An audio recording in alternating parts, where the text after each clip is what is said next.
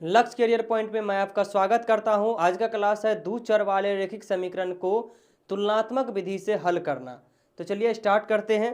तो यहाँ पर मेरा समीकरण क्या है 2x, समीकरण क्या है 2x plus 2y is equal to 6। फिर दूसरा समीकरण है 2x plus 4y is equal to 10। ठीक है, ये मेरा समीकरण। अब देखिए ये समीकरण को क्या करना है, दो चर वाले रैखिक समीकरण को तुलनात्मक विधि से हल करना है। तो सबसे पहले आप क्या कीजिएगा, देखिए इसको समीकरण ना एक मान लीजिएगा, इसको दो मान लीजिएगा। अब क्या कीजिएगा कि दोनों समीकरण एक एक करके समीकरण को किसी अगला समीकरण में बदलना है। ठीक है, किसी अन्य समीकरण में बदलना है। तो हम लिखते हैं समीकरण एक से। तो अब देखिए समीकरण एक को आप बदलिएगा तो आप ये भी बात ध्यान में रखिए, या तो आपको x के पद में बदलना है, समझ गए, या तो y के पद में बदलना है। ठीक है, तो देखिए यहाँ पर क्या है 2x plus 2y is equal to 6। आपको आप बात ध्यान में रखना है, x के पदों में बदलना है या y के पदों में। तो अगर हमने x के पदों में बदलना है तो लिखेंगे 2x बराबर 6 माइनस 2y और x is equal to 6 minus 2y अब बटे 2। अब इसको हम समीकरण 3 में बदल दिए। ठीक है, अब हम क्या करेंगे, समीकरण 2 से चलेंगे। एक को तो बदल दिए, अब लिखेंगे समीकरण 2 से। ठीक है, तो अब एक बात और भी ध्यान में रखिए, जिस तरह से आप समीकरण एक को बदले होंगे जिस पद में, उसी तरह से उसी पद में आपको समीकरण 2 में बदलना होगा। ये बात ध्यान में रखना होगा।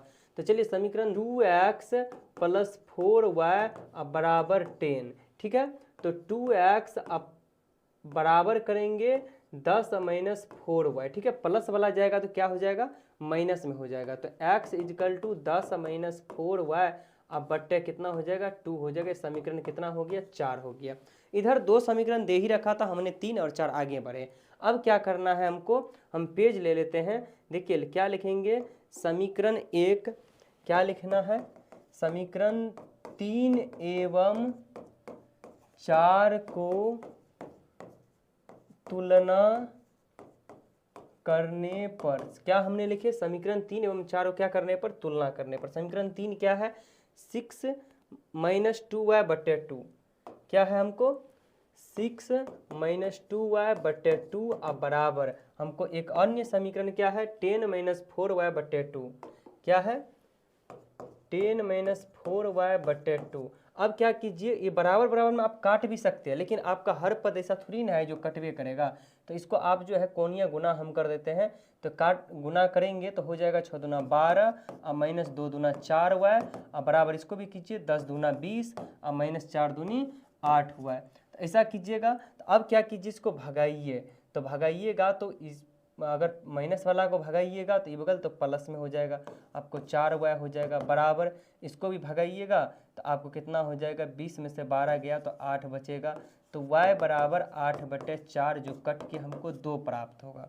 अब हम लिखते हैं y का मान समीकरण 3 में। हम समीकरण 3 में क्यों रखें, समीकरण 3 या 4 एक ऐसा समीकरण है जो बदला हुआ समीकरण है, डायरेक्ट आंसर मिल जाएगा। आप 1 और 2 में भी रख सकते हैं, इसमें कोई दिक्कत वाली बात नहीं। तो चलिए समीकरण 3 क्या है, 6 माइनस 2 और गुना यहाँ पर अभी निकला है 2 अब बटे 2। तो 6 माइनस 2 दूनी 4 बटे 2, यानी कि 6 में से 4 गया तो हमको कितना बच गया, 2 बटे 2, यानी कट गया 1। तो हम लिखेंगे अतः x बराबर 1 और y बराबर 2। ठीक है, तो इस तरह हम तुलनात्मक विधि से दो चर वाले रैखिक समीकरण को हल करते हैं। इस विधि को हमने बनाए हैं, एक बार फिर से आप एक बार समझ लीजिए। देखिए सबसे पहले आपके पास दो समीकरण दिया रहेगा, दो समीकरण में से आप डिसाइड आपको पहले ही करना पड़ेगा कि आपको किस समीकरण में बदलना है।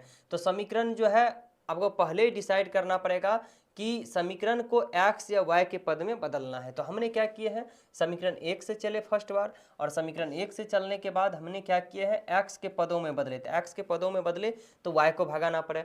तो ठीक उसी प्रकार इसमें भी किए, समीकरण 2 में भी किए। क्या किए, y के पदों में बदले, और फिर से क्या किए हैं, अगला समीकरण में हमने दोनों समीकरण को तुलना कर दिए या बराबर कर दिए, जिससे क्या हुआ कि हमें एक पद का मान निकल गया, यानी कि y का मान निकल गया। अब y के मान को किसी एक अन्य समीकरण, जो 4 समीकरण है उन समीकरण में रखे तो हमको क्या मिला, एक अज्ञात राशि x का मान भी निकल गया। तो इस तरह हम जो है तुलनात्मक विधि से 2 चर वाले रैखिक समीकरण का हल ज्ञात करें।